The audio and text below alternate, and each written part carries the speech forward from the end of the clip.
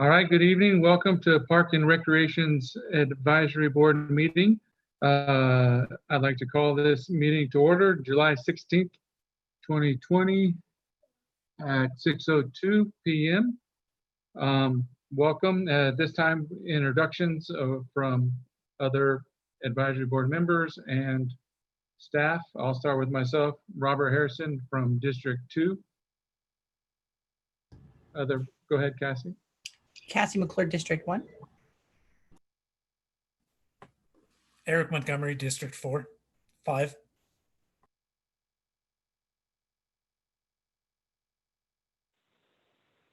Stan Engle, District 4. Thank you. Okay, staff, go ahead and introduce yourself.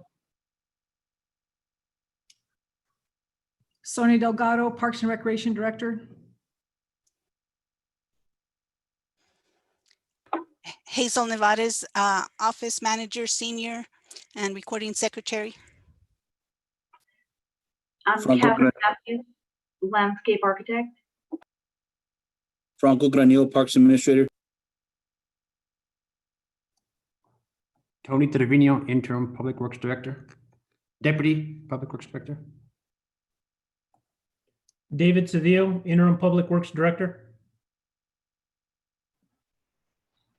Phil Catanach, Recreation Administrator. Robert Nunez, Youth Services Administrator.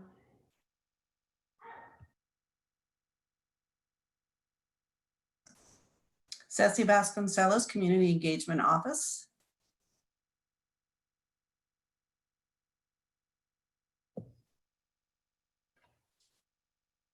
This is Sridevi, Architect, Public Works.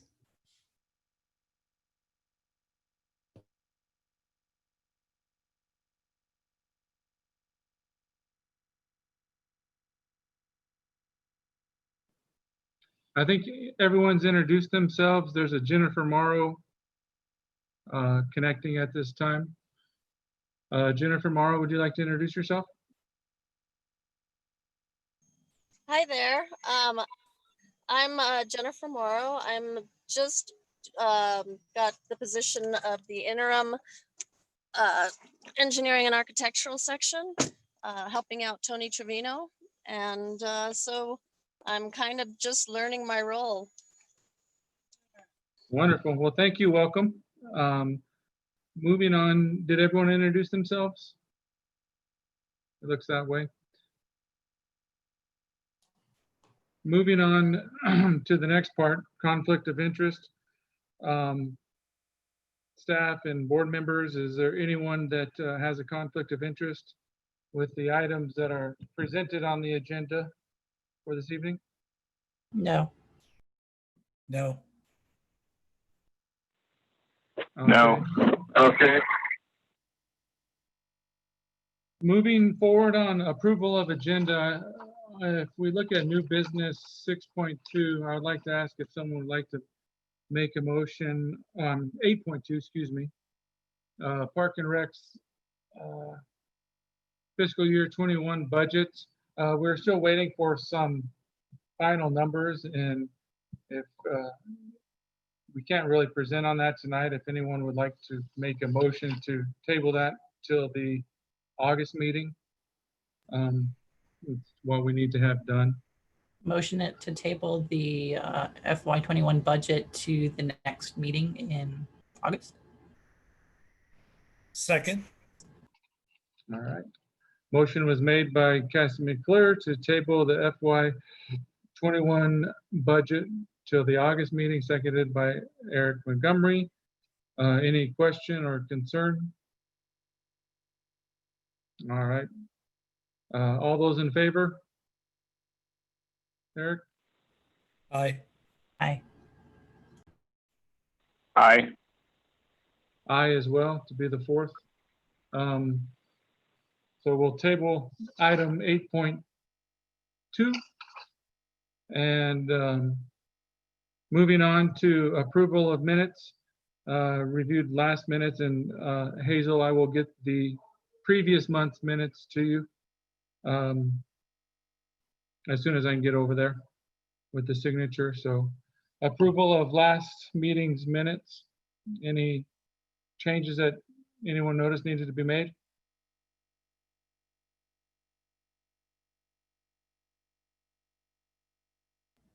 Motion to approve the minutes.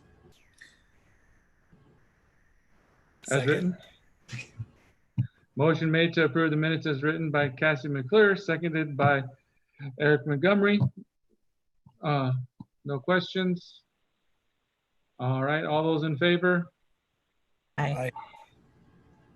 Aye. Thank you. Aye is the fourth.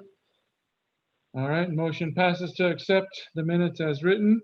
Going up further on to number 5, public participation. There were no emails or sent in to the Park and Recreation staff.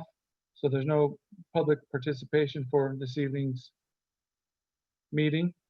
Going into old business and the board elections and the aspect for nominating a chairman or chairwoman for chair of the Park and Recreation Advisory Board. Are there any nominations for chair? Mr. Chair, I nominate Cassie McClure to be our board chair.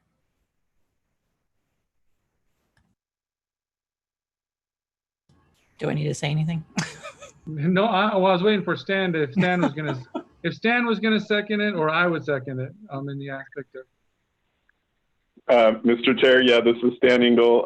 I will second that motion. good. Nomination. Are there any other nominations? All right, Cassie, you accept Sure. the I mean, yes, I nomination? accept. Okay, good. All right, Does that mean that I have to lead the meeting after this then? Like, or is it the next one? you have a much better setup than I do, so I think you should. Oh, should I? Okay, I can. Yeah. All right, motion's been made by Mr. Montgomery, nominating Cassie McClure for chair of the Park and Recreation Advisory Board, seconded by Mr. Engle.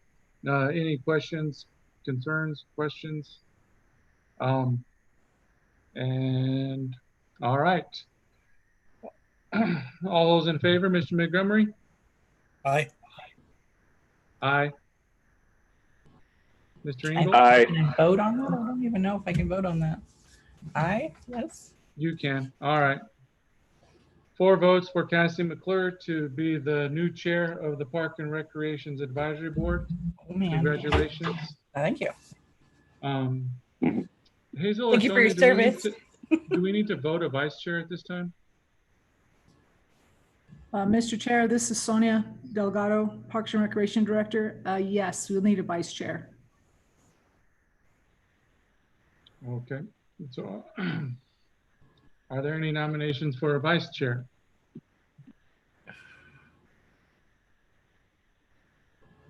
Stan, Eric, either of you want to do that? I was going to defer to Stan to see if he wanted it first, and then if not, I'd be happy to. Uh-oh, the pressure's on you, Stan. I'd be open to it. Oh, then I'm nominating. I nominate Stan. As long as I'm second fiddle, I'm okay. Okay. Then I will second the nomination. All right, motion's been made for Mr. Stan Engle to be co-chair of the Park and Recreation Advisory Board, seconded by Mr. Montgomery. And I don't think there's going to be any questions, but is there any questions, concerns? Okay.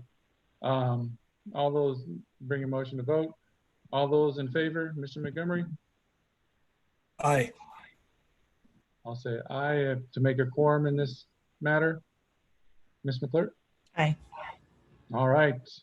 Motion passes. Congratulations, Mr. Engle. Thanks. Cassie, would you like to take over? Sure. Okay, so we're at 7 at this point, right? Yep. Okay, so 7.1 Go Bond Project / Unidad Park.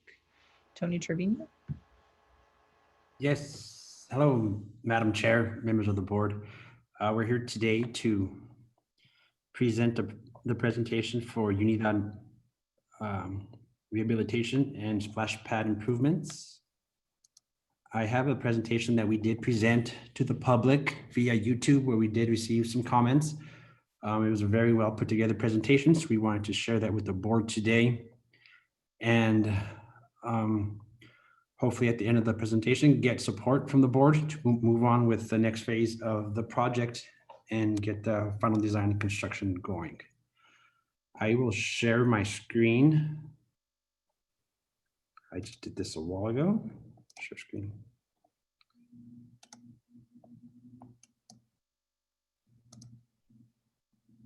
I am going to hit play. Public meeting number 2 for Unidad Park Playground Rehabilitation and Splash Pad Addition. The purpose of this presentation is to let you know how this project is progressing and to solicit your input on the current plans for rehabilitating the park. My name is Mimi Burns. I'm a principal and landscape architect at Decker Parish Sabatini, a design firm with offices in Las Cruces, Albuquerque, Amarillo, and Phoenix.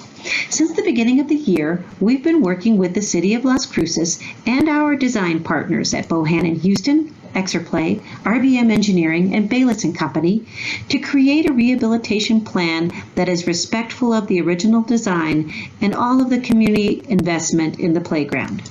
We want to make the most out of the money made available for this project, and we need your input to help guide design decision-making. This presentation consists of 4 parts. In the introduction, we'll provide some background on the playground and project. Then we'll provide information about the previous public meeting for those of you who were not able to attend. After that, we'll present information on the current state of the rehabilitation plan and solicit your input on the design. At the end of the presentation, we'll fill you in on the next steps for the project. This is a virtual public meeting, which is unusual.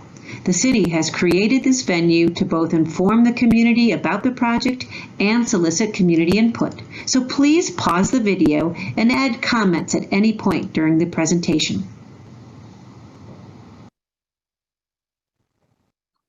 Unidad Playground was built approximately 20 years ago as a community build project with community funds. The designers integrated the extensive community input into the design, and community members and businesses contributed to the construction of the playground with volunteer labor and other donations.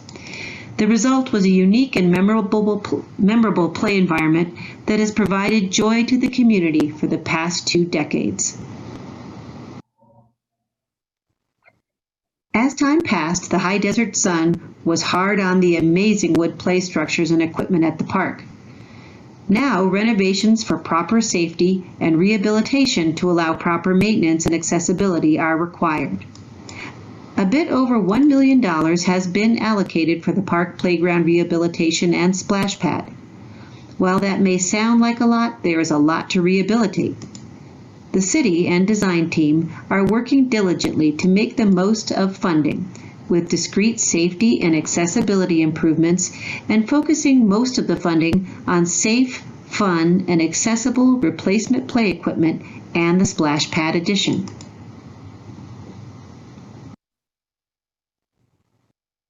So what is the goal of public meeting number 2? It's to solicit public input on proposed improvements in order to finalize the rehabilitation plan. The first public meeting for this project was held on Saturday, February 22nd. Due to rainy weather, the open house style presentation was set up at the Meerscheid Recreation Center. Signage was set up at the playground to direct people to the meeting. City representatives, including staff and leadership from Parks and Recreation and the project design team, were on hand at the rec center and on the playground to listen, take notes, and talk about ideas. Presentation boards with images were set up around the room. The boards included images of the park components and an analysis of problem areas, precedent studies of similar community-built playgrounds and their renovations, and ideas on the extent of improvements that needed to happen as part of the project. Surveys were also available for people to fill out. As the weather improved, several design team members walked over to the playground to talk with families who were using the park and hand out surveys about the playground rehabilitation project. This is one of the image boards from the first public meeting. This board illustrates renovation precedents for other similarly worn-out community-built playgrounds located in Minnesota, Utah, Arizona, and New Mexico. Participants in the public meeting talked with city staff and design team members about the very different approaches that were taken by each community. A lot of time was spent talking about the different kinds of replacement play equipment selected by each community.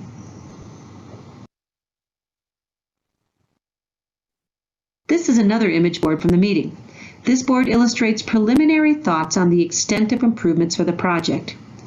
Improvements were color-coded and labeled, and they included a purple zone where we had the location of the new splash pad.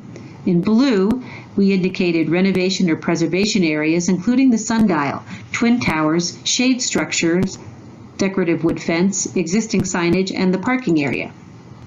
And then in green, we indicated the replacement areas for all of the wooden play equipment. The public meeting provided an opportunity for participants to gain an understanding of the scope of the project and share their thoughts on the ideas being presented. In addition to staff and the design team taking notes on mounted pads of paper, community members could write out their own thoughts on Post-its and paper pads. Community members also filled out surveys. Some community members filled them out at the park and the center, and some took them home and returned them to the city over the next few weeks.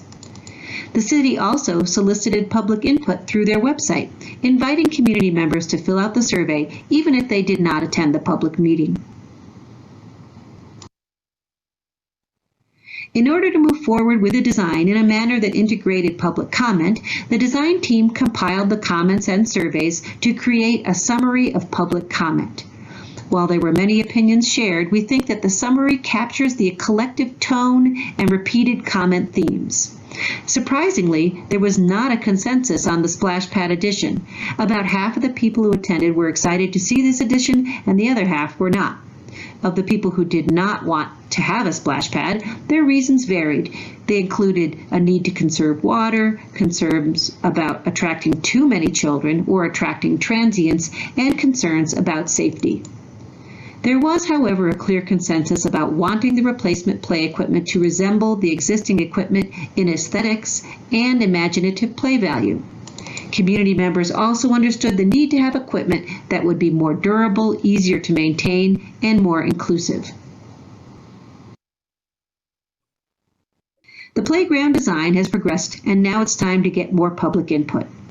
We're going to break up the design presentation into 3 parts: preservation, removals, and rehabilitation improvements. This slide illustrates many of the park elements that will be preserved. These include wooded art and sculptural elements like the decorative fence, twin towers, and the wooden towers based on the historic St. Genevieve Church. These can remain because they are in salvageable condition and can be made separate from play equipment in use and distance. We're also planning on leaving the existing swings and renovating the sundial, shade structures, and the wooden pergola. This slide is a plan view identifying the park elements that will be preserved in green. In addition to the items noted on the previous slides to be preserved, we're also preserving the turf area, park signs, and almost all of the trees. This slide illustrates the park elements that will be removed. They're noted in blue. Items are being removed for several reasons: condition, safety concerns, and ADA compliance concerns. Items being removed include the wooden play equipment, wooden play area curbs and seat walls, wooden platforms, and wooden decks. The turf area and a stretch of the decorative wooden fence are being removed to make way for the new splash pad. We had thought the splash pad could go in the southeast corner of the park, but there were conflicts with existing utilities in that area, so this new location near the entrance was selected. Other removals will occur in the parking lot near the entrance to make way for new ADA compliant parking.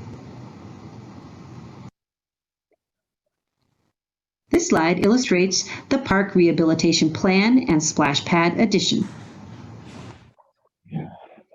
Let's walk through the list of proposed improvements.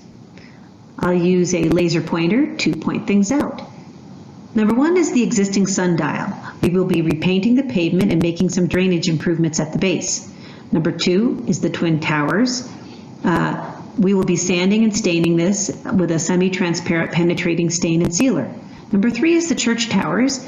After the play equipment is removed from around the base of the towers will be structurally supported. There will be some repairs made to the sides and roof, and it will be sanded and stained. Number 4 is the new play structure for 2 to 5-year-olds. Number 5 is the large new play structure for 5 to 12-year-olds. And number 6 indicates renovation of existing shade structures, and that renovation might include re-roofing. Number 7 is the renovation of the perimeter decorative wood fence. Renovation might just include replacement of broken boards, power washing, and staining.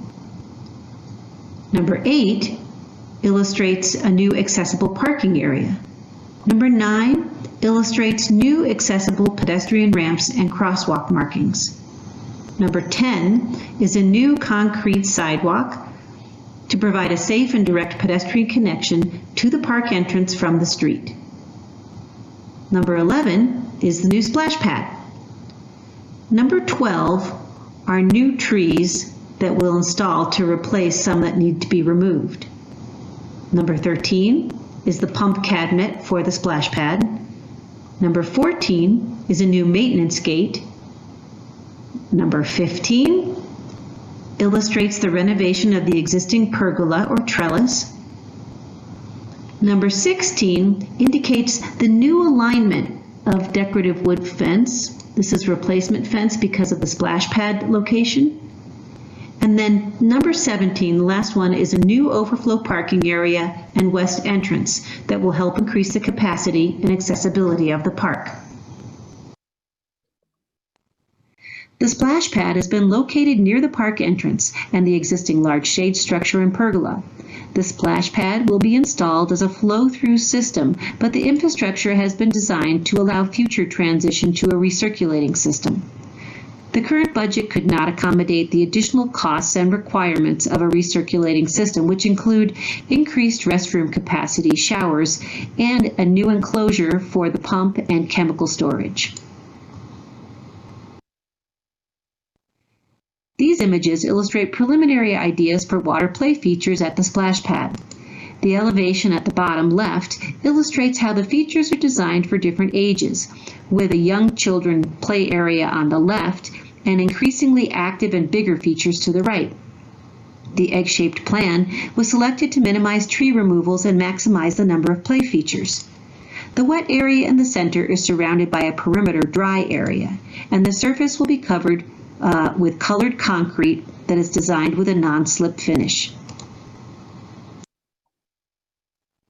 A large new play structure is being proposed to replace the original interconnected series of wooden decks, walkways, bridges, and mazes. The number 5 indicates the location of the new play structure, which has been designed for ages 5 through 12. The design includes an accessible entrance along the existing sidewalk and ramped walkways and bridges extending for up to 80 feet in some directions. A central accessible deck with bench seating is included in the center to serve as a home base, Valhalla, or center of the universe for the kids, and provide a place for parents to sit and observe the action. These images illustrate the look and feel of the new structure. Note the accessible ramps, bridges, multiple access points, climbing features, decks, and slides. The diversity of play features and the resemblance to the original structure in aesthetics and connectivity are intended to help make this structure an appropriate, compelling, and more inclusive replacement for the original.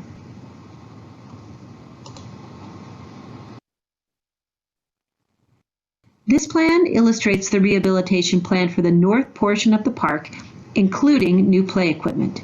Number 4 indicates the location of a new play structure for 2 to 5-year-olds.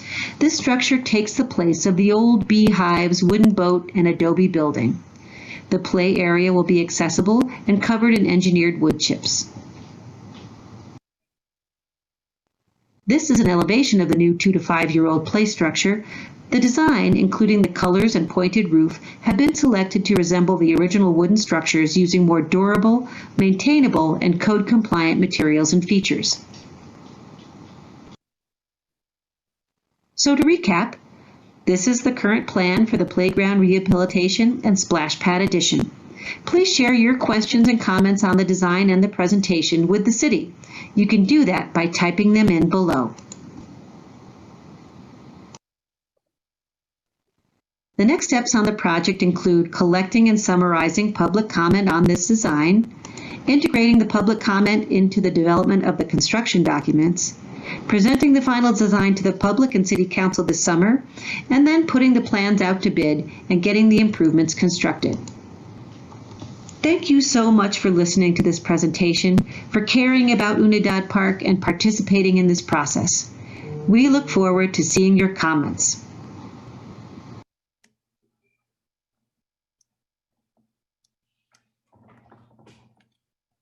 With that, I hope you guys enjoyed that video. I think they did an awesome job putting that together for us for our virtual public meeting. We will take any questions you guys have regarding the project. I know we have staff here that have been involved throughout, so. Do any of the board members have any questions?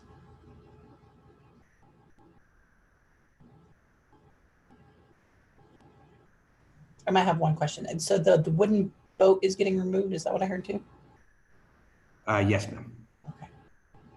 Any other questions? Eric, Robert, Stan? Madam Chair. Go ahead. I do have a question. Are there any, I didn't hear it listed by the public, but are there any concerns about the introduction of a splash pad and the ongoing maintenance specific to splash pads?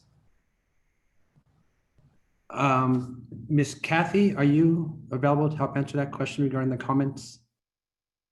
Or someone else from staff who saw the latest comments?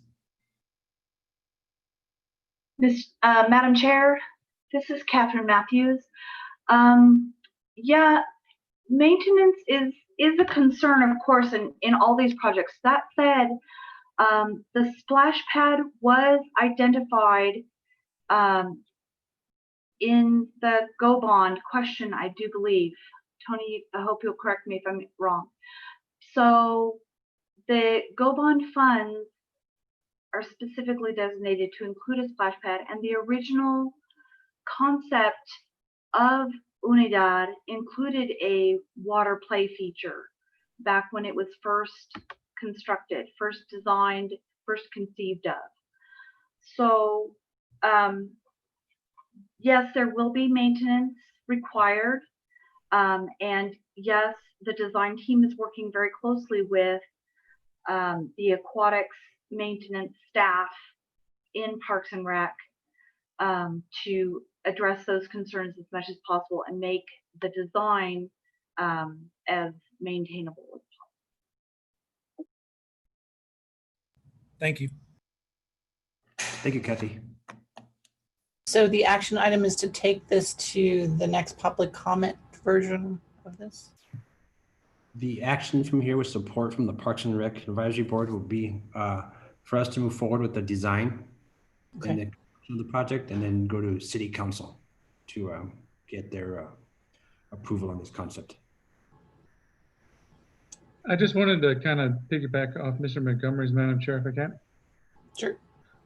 So when they were talking about it, and I said no, I think she said no recirculation aspect of it.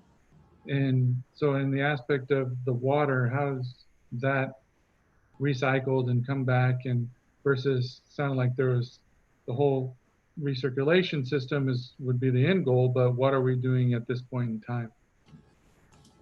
Madam Chair, Board Member Harrison, at this point, it's going to be similar to what is out at Metro Verde Park, where it goes straight into the sanitary sewer system and gets dumped into the sewer and then discharged into the treatment plant and so forth beyond there. But with funding the way it was, we are planning for the future with all the plumbing, infrastructure, room, and everything to convert this as soon as possible into a recirculating system. And then in the aspect of one of the things to think in mind, and it looked like it was on the diagram in the presentation, but I know those Rongaya T-ball fields, there's a lot of families and a lot of kids that are over there, so I could see them running across the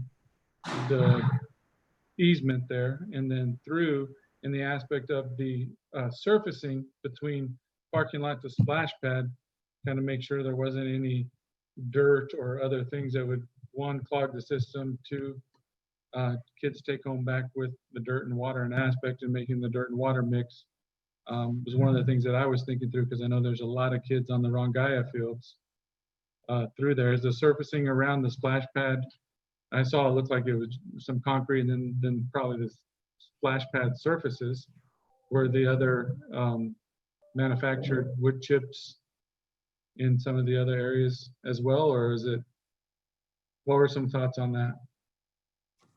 Kathy, you might want to correct me if I'm wrong, but with the design, we haven't got that far with the actual mulching or whatever on the trees at this point. We just want to get the concept vetted through and approved. And then once we get into the final design, we can call out the kind of mulching or surfacing in the main pathway from the ball fields into the splash pad to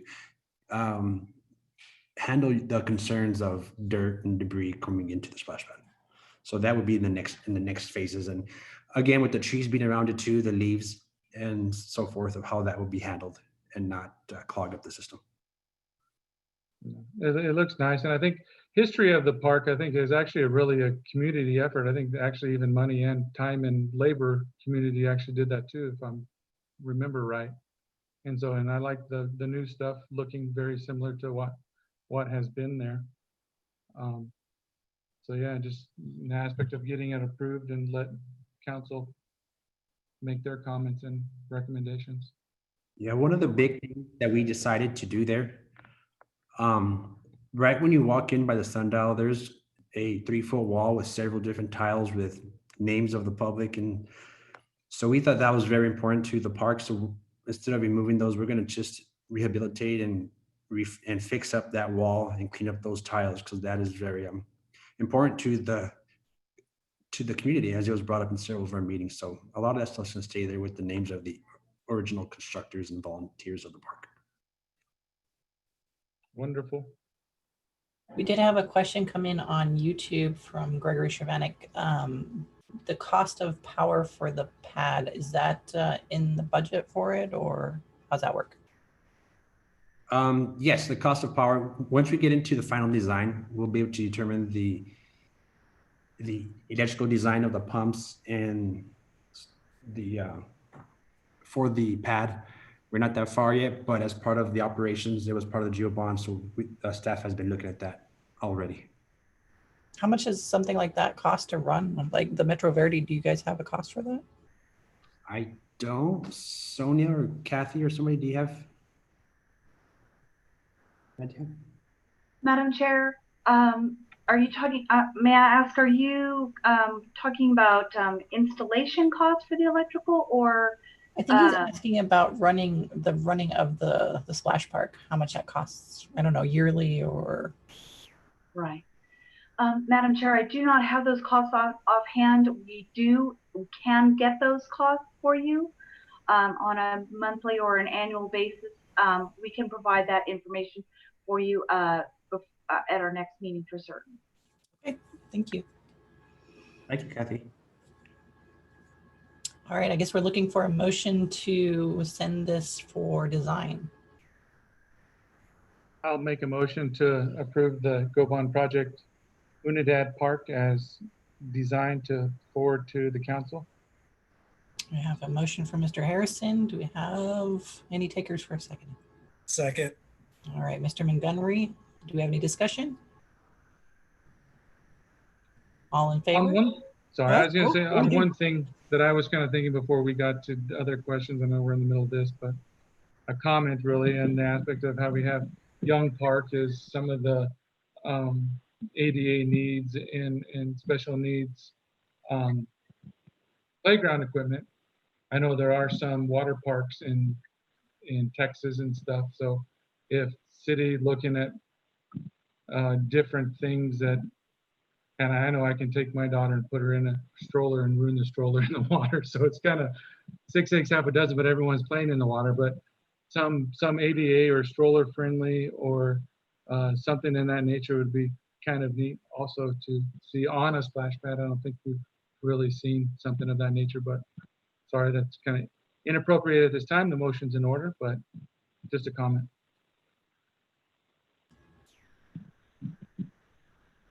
I see things happening here on my screen. So we have a motion, we have a second. I concur with the comment as well. All in favor? Aye. Aye. Aye. Stan, yes? Aye. Okay. Motion has been approved. What is it? Alrighty. So number 8, discussion items. I guess we're going to, I see James Wood has joined us, so I guess he's going to be reporting. And well, you came just in time, actually, so. Oh, is he still there? Did I? Uh-oh, I saw him. I did. I'm scrolling. Hello. Hello.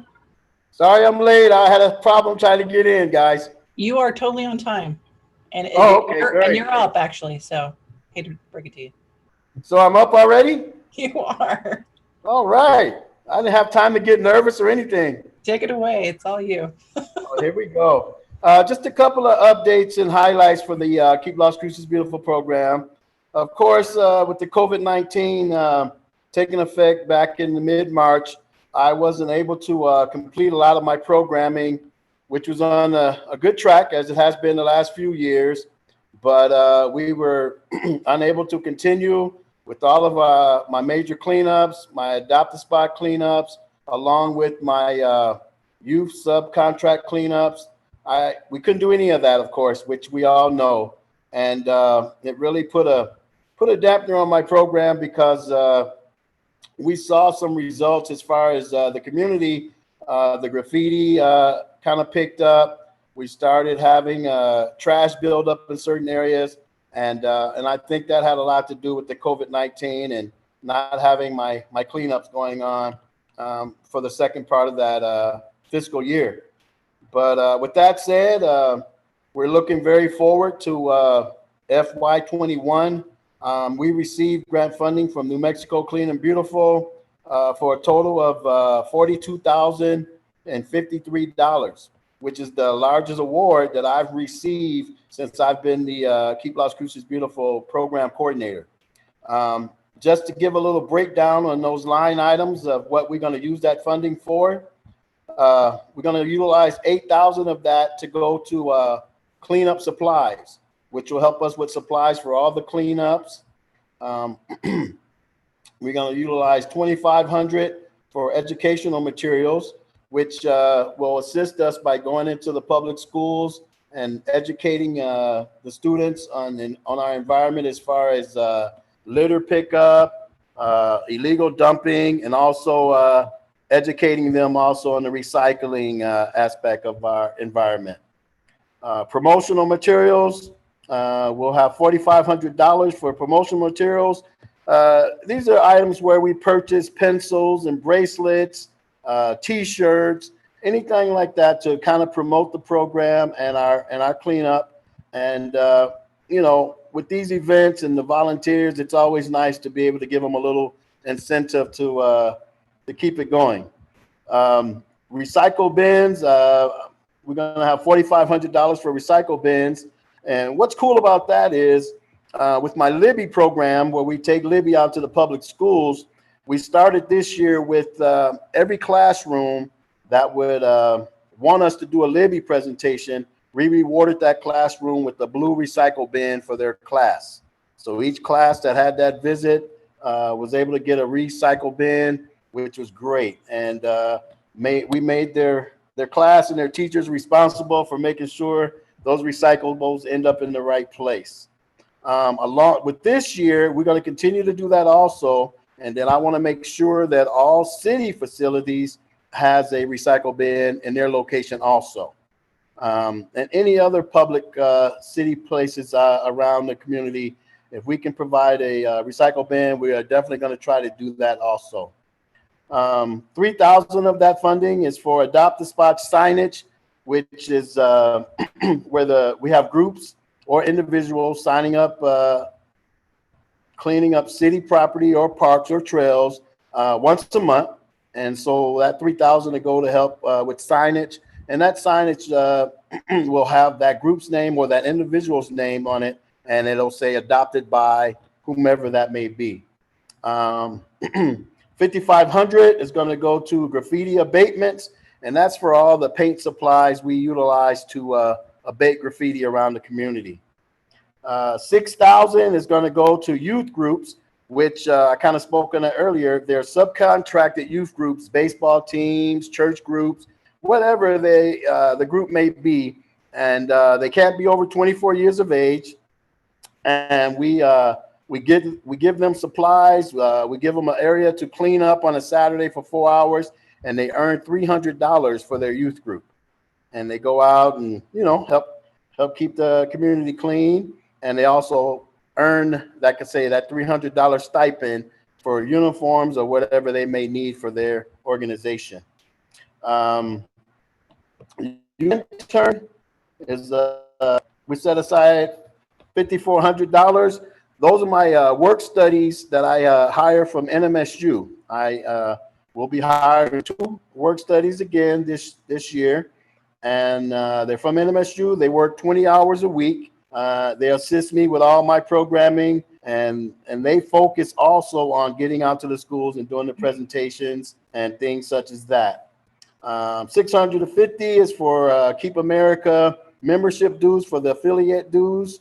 And then another 2,000 is for the KAB conference that I attend every year, the Keep America Beautiful conference. And that'll be in Washington, D.C., hopefully this year, if everything works out okay. And that money's set aside for me to attend that conference. So with that breakdown on those line items, it'll total that 4,253.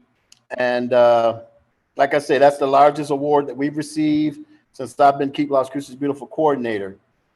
Those are some large amounts. Myself and Robert have been talking about maybe trying to purchase a new bus or a new van, or maybe not new, but used, to see if we can get something like that to help with our graffiti abatements, because the vehicle we're using now is kind of on its last leg. I've contacted the grant folks up in Santa Fe to see if we'll be able to do a bar or how we can utilize maybe being able to purchase that vehicle. So that's something that's ongoing. They haven't contacted me back yet to give me an answer, but we definitely need to hopefully maybe utilize some of those funds to purchase another vehicle to help us with our graffiti abatements. But that's kind of a breakdown of our updates. We look forward to FY21. With that amount of funds, we can do a lot of positive things in the community.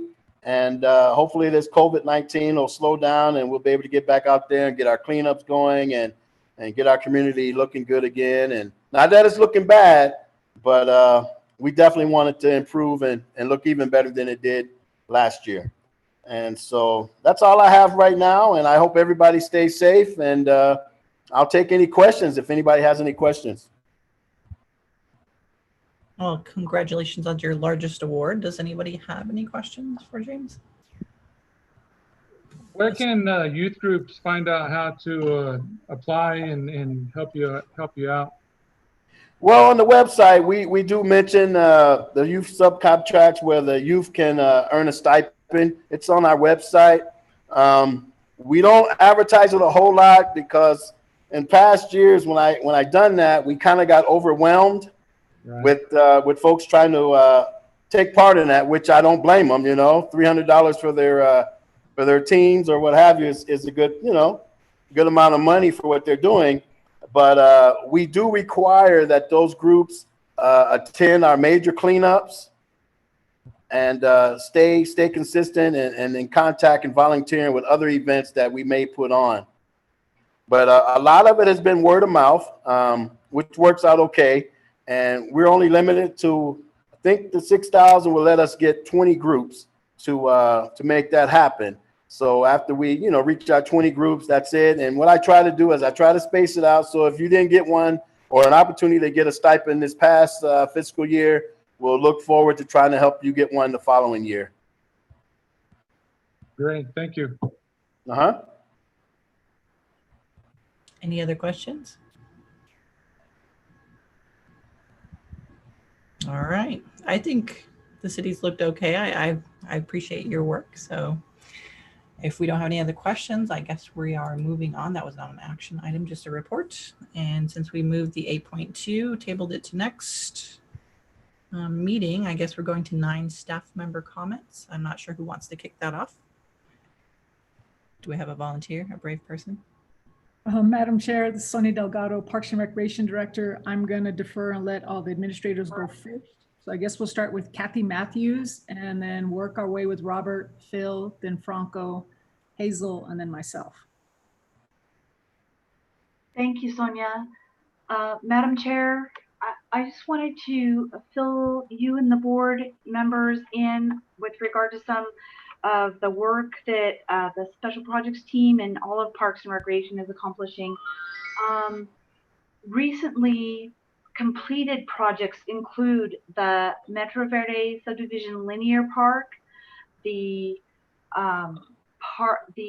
linear park runs along a stretch of Red Hawk Golf Road.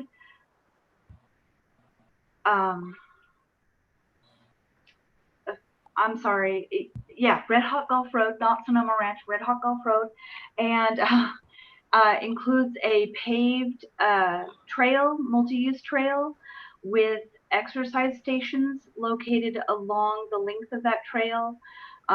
It also includes a drinking fountain, which is operational, but which is shut down for the moment to help folks to comply with the COVID-19 safe practices and not to congregate.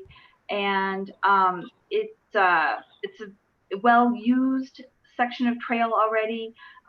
Every time I go out there, folks are walking on it or riding their bikes on the trail or in the vicinity, getting some exercise using that trail. I wanted to note also in the Metro Verde subdivision, in a part of the subdivision called Metro Park Village, there is a new park that we've accepted that is called, just for working purposes, the Tower Park. That park has a really intriguing playground on it, and also an expanse of turf grass so that the neighbors in the vicinity can have some active play space and some passive play space too, with a trail, and just a place to hang out or to use the equipment and to play and enjoy themselves in a neighborhood park.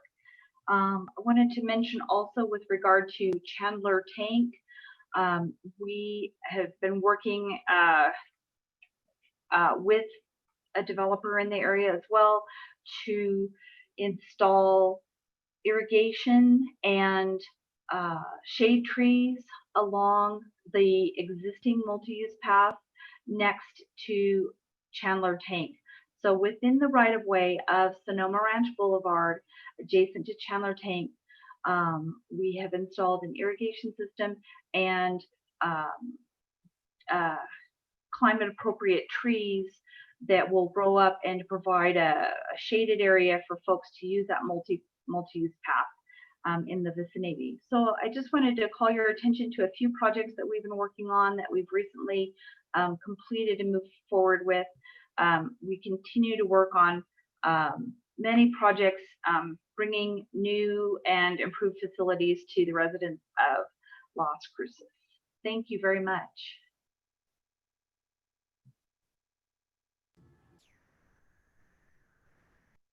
Madam Chair, board members, how are you guys doing today? Robert Nunez. Glad to see everyone. Couple things. So along with the updates that James gave with our KLCB, we are also including a YCC grant over the next 6 months. Where are we today? July. Over the next 6 months in regards to a community collaboration project.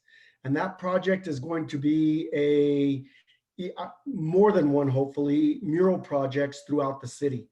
We're working with our internally with our public arts coordinator, and we're going to be identifying some locations, and then we will hire 6 YCC crew members anywhere from the age of 16 to 24. And over the next 6 months, we hope to be able to provide some beautification with murals throughout our city. One area that we are looking at is the Coles underpass, if you're familiar with that goes from Coles to, I forgot, Sam's Club. And we're going to look to spruce that back up because it kind of has been hit on a regular basis with graffiti.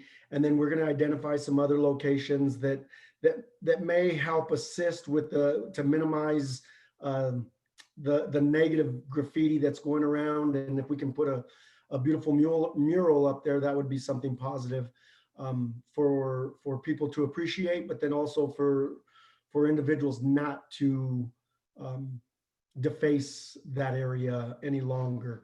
So that's something really positive, and we hope to, we believe the positions will be advertised here coming up, and we'll be able to get that started here real soon so that we have until December 31st for completion.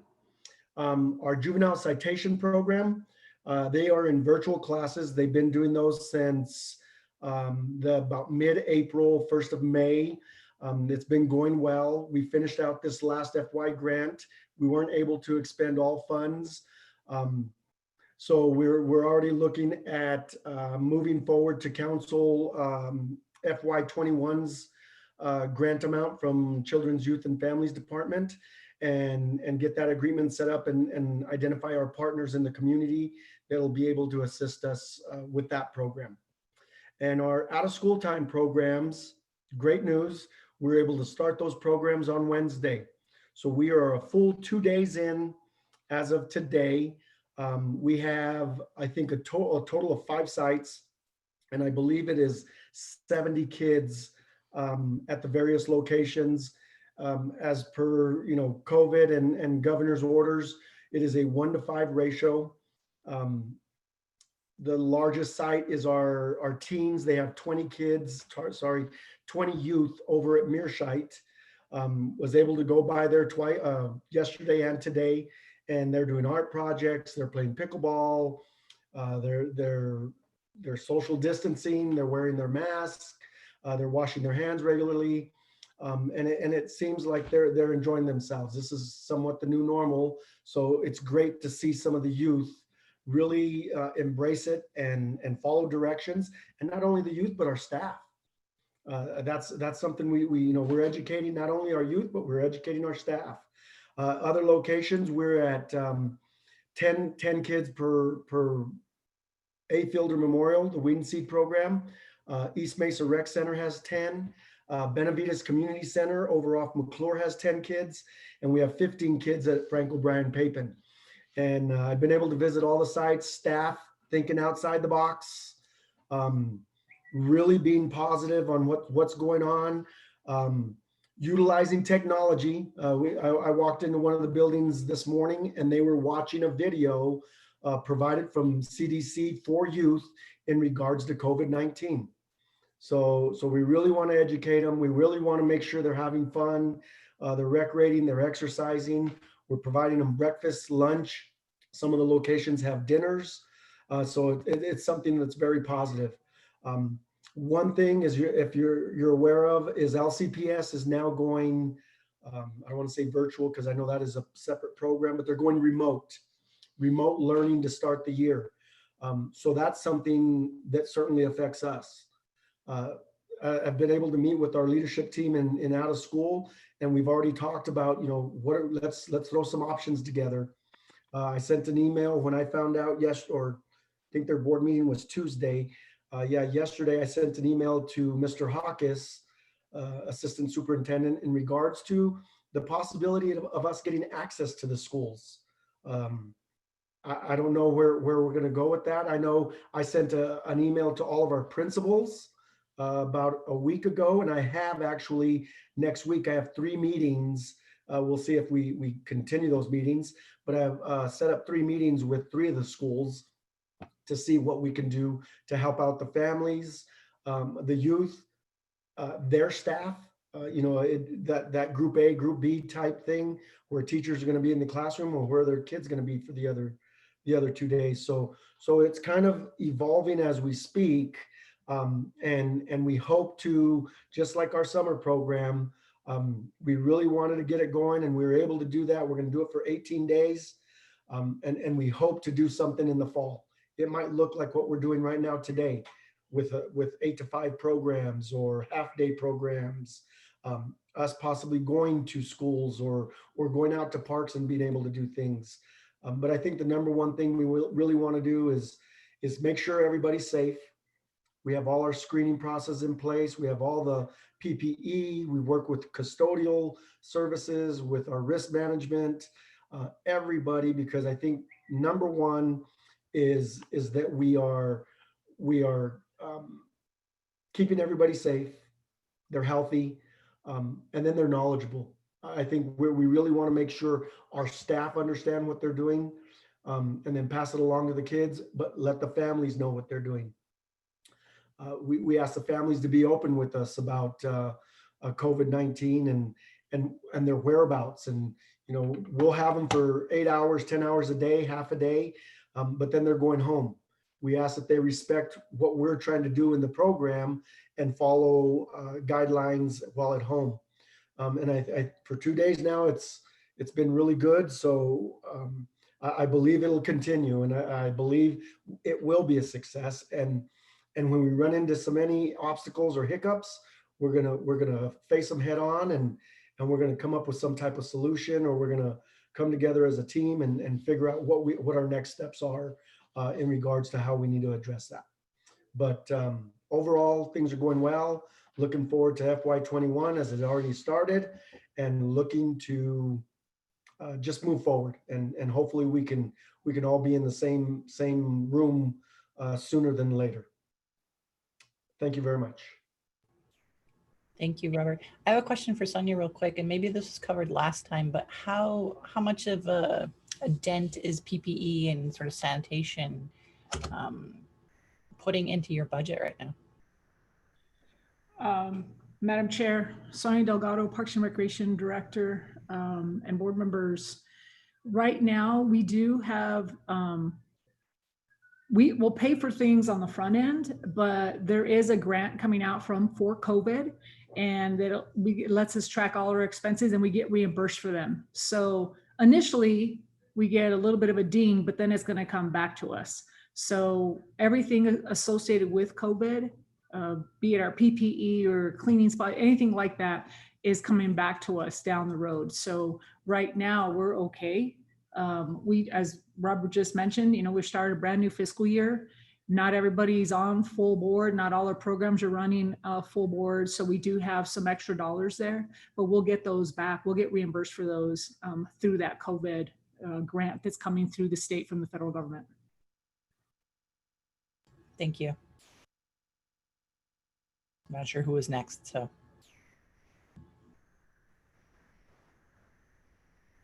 Franco? Good evening. Phil? Okay. Good evening, Madam Chair, Phil Catanach, Recreation Administrator.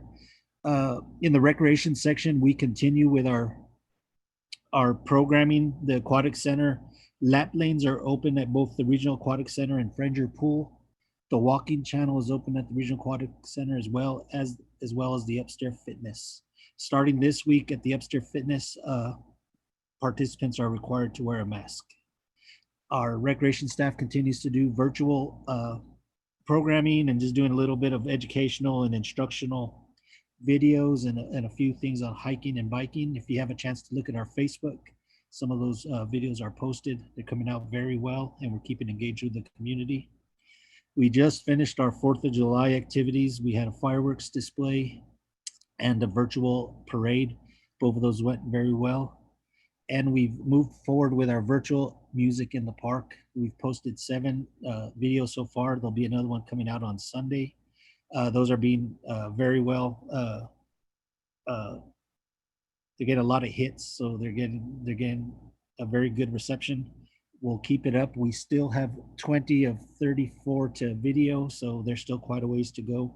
But we're moving forward. Staff's excited. I'm very proud of my staff for all the stuff that they've done during this period. And with that, that's all I have. Thank you, Phil. Any questions for Phil? No?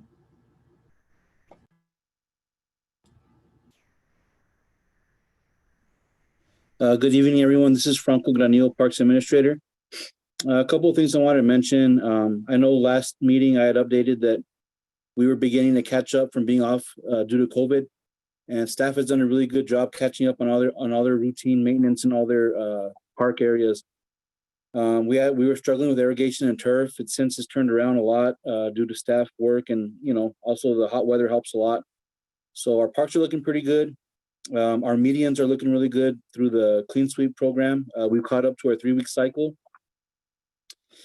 Our ball fields are still closed, but that staff is currently working on trails and doing a good job keeping them up for the public to use. Since our trails are open, Gomez Park is open, Frendra Park is open, La Llorona Park is open, Twin Parks, and so we do have places that the public can use, but we're still closed down the majority of our areas. But again, staff is still keeping up with the areas, so we're prepared when we do open fully.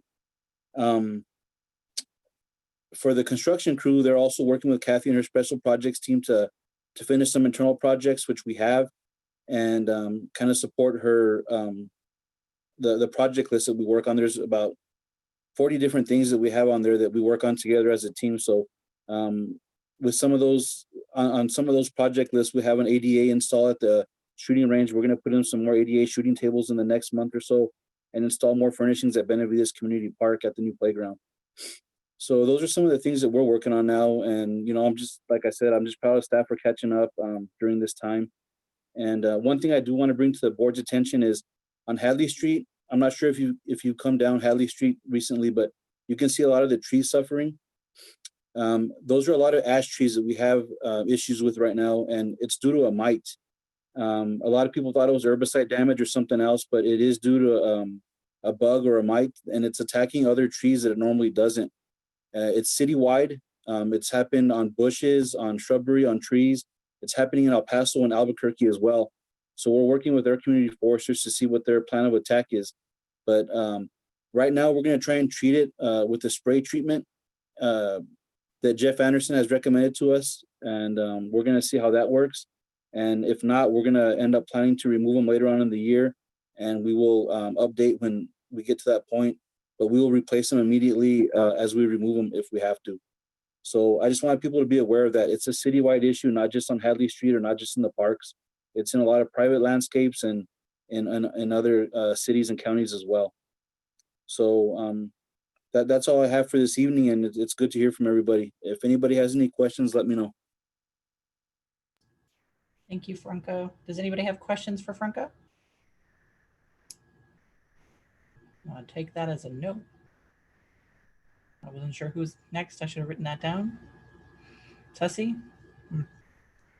Yes, Hazel? She's I am just this is listening to Hazel. Thank you. I'll let Ceci go. Sorry, I just said, oops. This is Ceci Vasconcellos. I'm just listening today, so I have no comments. Okie dokie. Jennifer, did you want to speak as well? I'm not sure if,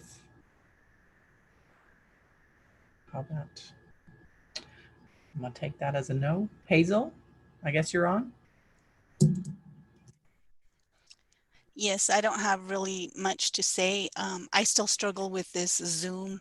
I had a hard time getting James on. I apologize. The only thing, can you hear me? Yes. Oh, the only thing that I want to remind the board members is when I do send out the invite to just respond to me, let me know if you're going to be in so that we know if we're going to have a quorum or not. That's it. Thanks. Consider yourself warned. Hazel will come after you if you don't say yes to the email. Okay, and I think that's Sonya next, right? Yes, I don't see anybody else. Yes, good evening, board members and our Madam Chair, Sonya Delgado, Parks and Recreation Director. And I just have a couple things. One good thing I want to let everybody know is the Las Cruces Public Schools lease agreement. We have it in our hands today, and we are going to have a meeting with Las Cruces Public Schools tomorrow. So we're really excited about that. And once it starts moving down that road, I believe it's going to have to go to their school board and to the state. And then we will also take it to city council. So we're finally moving forward on that. Got it back from legal last week, had to make a couple little changes and they turned it around and got right back to me. So I was really happy about that. I wanted to share that. Also, I wanted to let you know that Full Court Fiesta, their agreement has been finalized also, and they will start working on that project at Klein Park with that basketball court. So they'll be launching their program here in about 2 to 3 weeks. So you might be seeing that coming out here soon, and that's what that's for. So we're moving forward with that one as well.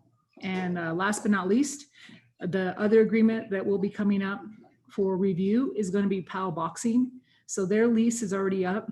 They already had 2 or 3 different 1-year renewals as part of the whole lease when they first attained it. So now they're going to move forward.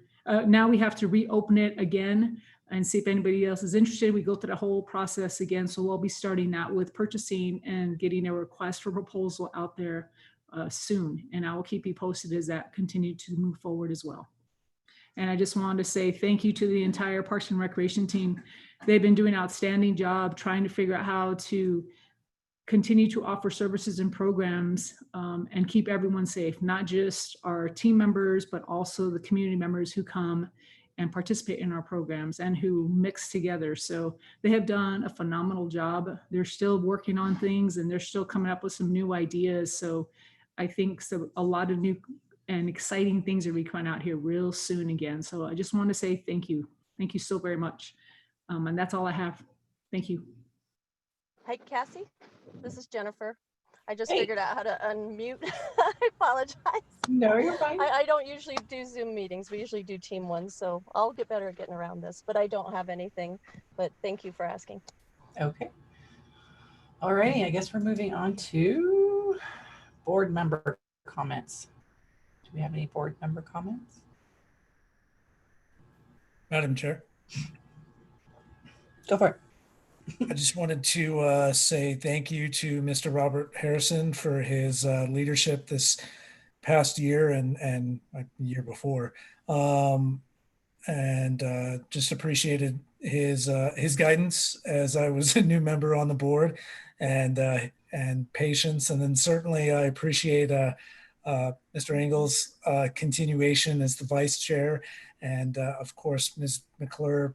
Really appreciate you stepping up into the chair position. So thank you very much. And thank you to staff for all that you've been doing.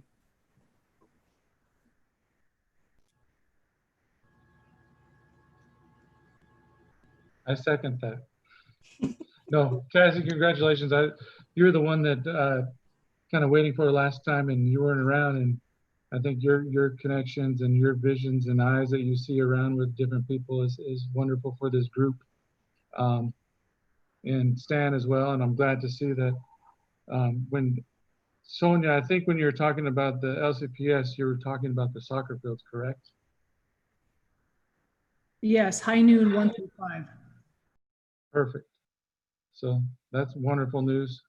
One of the questions I was wondering when Franco was talking about how the ball fields and other things aren't being utilized right now, how much staff that would normally take care of the facilities have you had to furlough or let go, or have they just transferred to a different area during the COVID aspect?